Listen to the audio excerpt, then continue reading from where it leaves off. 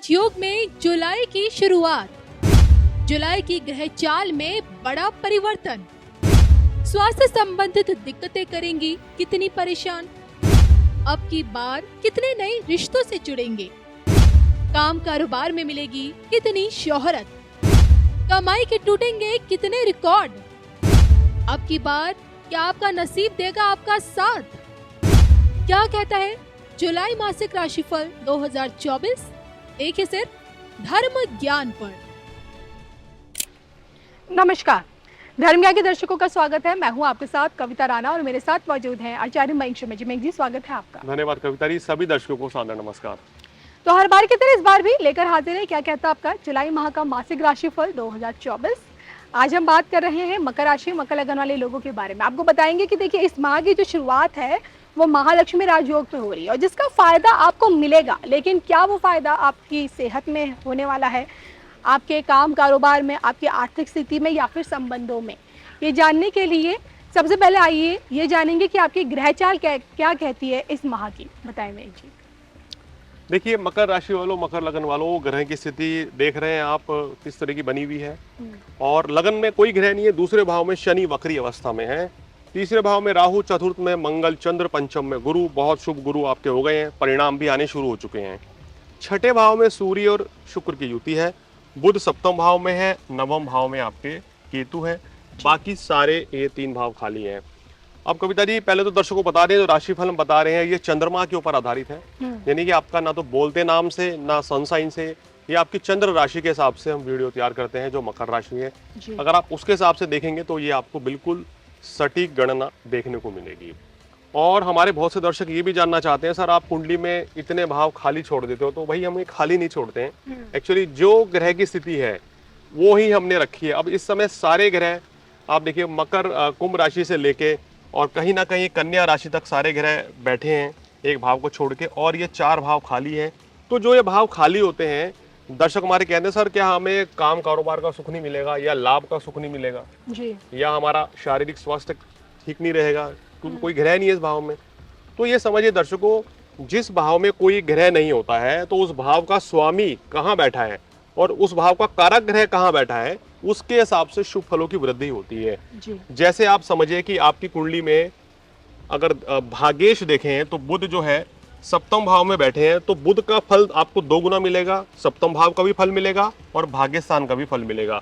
इसी तरीके से मंगल यहाँ चतुर्थेश और लाभेश है, तो यहाँ मंगल का बैठना आपको दो गुना फल देगा। तो इस तरीके से समझिए, बहुत से लोग ये जानना चाह रहे थे कि जो भाव खाली है क्या इसका हमें शुभ फल मिलता है या नहीं मिलता है।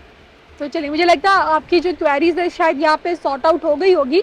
अब आइए इसी को लेकर हम आगे चलते हैं और ग्रह चाल तो मयंक जी से जान ली है। मयंक जी, सेहत इनकी इस बार कैसी रहेगी? देखिए सेहत की बात करें तो थोड़ा सा छठे भाव में सूर्य की स्थिति अच्छी है, मगर शुक्र यहाँ पर बैठे हैं जो कि अभी शुरुआती कुछ दिन रहेंगे। तो आपको अपनी थोड़ा सा सेहत का थोड़ा सा ध्यान रखना चाहिए। कोई बहुत ज़्यादा समस्या नहीं है।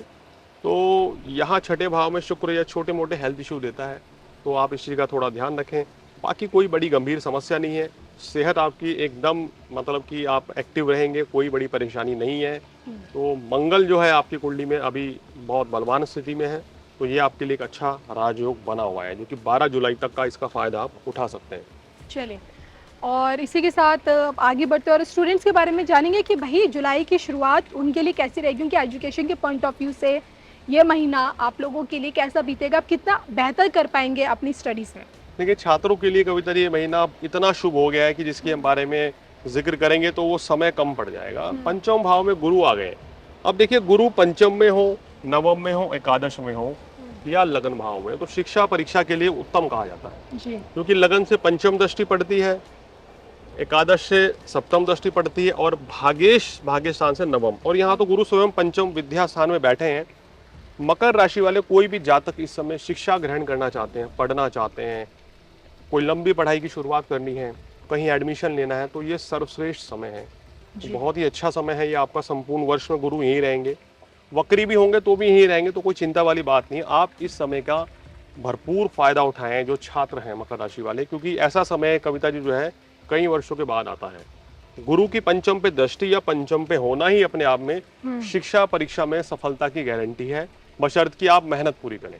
बिल्कुल, चलिए स्टूडेंट्स के लिए तो आपने बता दिया। क्या लगता है संबंधों के मामले में ये महीना इनको कितनी खुशियाँ देकर जाएगा, प्रेम प्रसंग और इनका वैवाहिक जीवन? देखिए सप्तमेश इनका चंद्रमा है जो कि एक मूवमेंट वाला प्लेनेट है, यानी कि हर 2.25 दिन बाद राशि परिवर्तन करता है।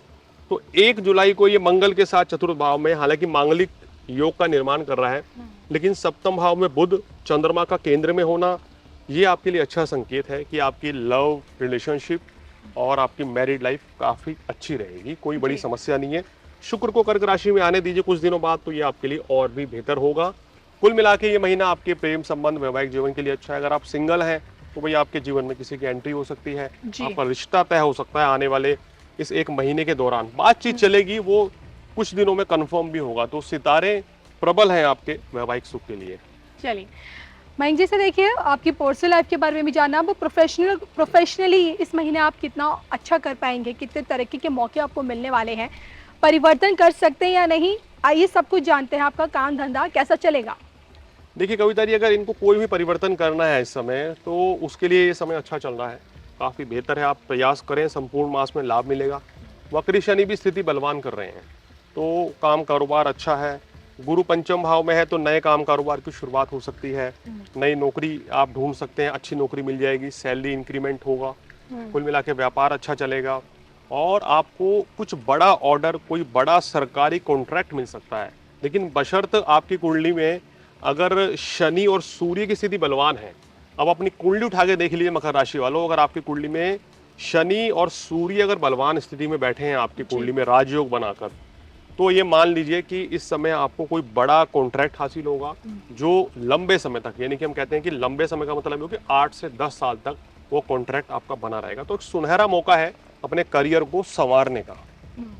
चलिए मयंक जी, इसी के साथ आर्थिक स्थिति क्या कहती है? फाइनेंशियली ये महीना इनको कितना गेन देकर जाएगा? देखिए फाइनेंशियली काफ़ी साउंड रहने वाले हैं इस महीने, पैसा काफ़ी आएगा, लाभ होगा, खर्च भी बहुत करेंगे।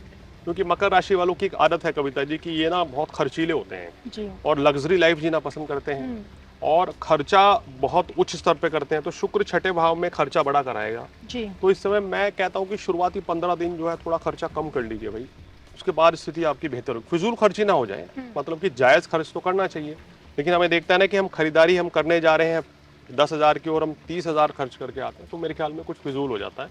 तो इस चीज़ को बैलेंस बना के चलेंगे तो स्थिति अच्छी रहेगी। संपूर्ण मास में धन लाभ की प्राप्ति आपको होती रहेगी, ये बहुत अच्छा आपका संकेत है।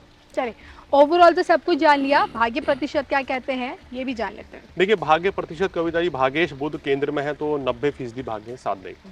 उपाय एक छोटा सा उपाय के तौर पे शुक्रवार के दिन दूध दही चावल का दान करें, दूध से स्नान करें जी। बहुत अच्छा रहेगा आपके लिए।